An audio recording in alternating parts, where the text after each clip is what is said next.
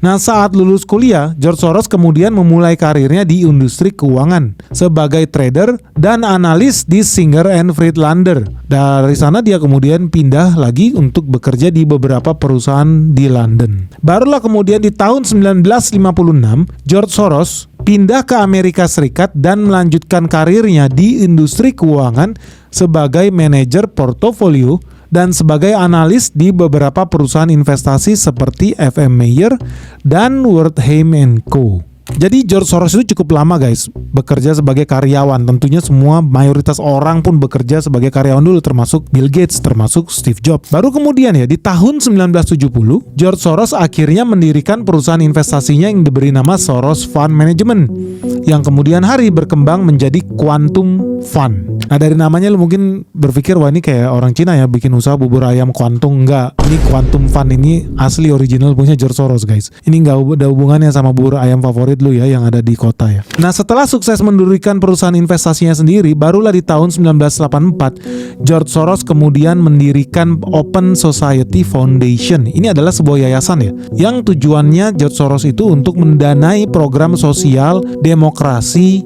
HAM, dan pendidikan di seluruh dunia.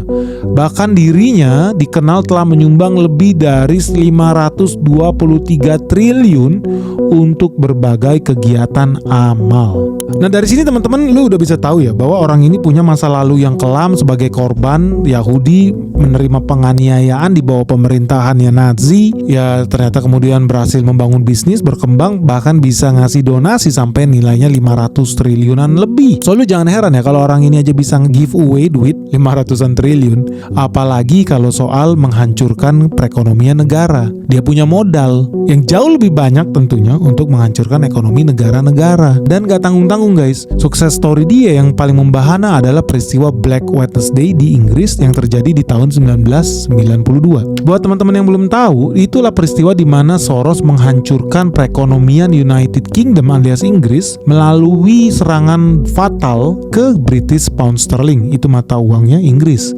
Di tahun 1989 itu Inggris sempat mengalami inflasi gila-gilaan, sehingga kemudian pada akhirnya di tahun 1990 Inggris terpaksa bergabung ke dalam mekanisme euro. Mereka mau menjadi satu mata uang bersama negara-negara Eropa Barat lainnya, dan mereka harus setuju dengan konsep ERM alias Exchange Rate Mechanism. Tujuannya apa? Karena mereka punya tujuan untuk memiliki satu mata uang euro, mereka wajib membatasi nilai tukar dan menstabilkan kebijakan moneter di seluruh Eropa termasuk Inggris.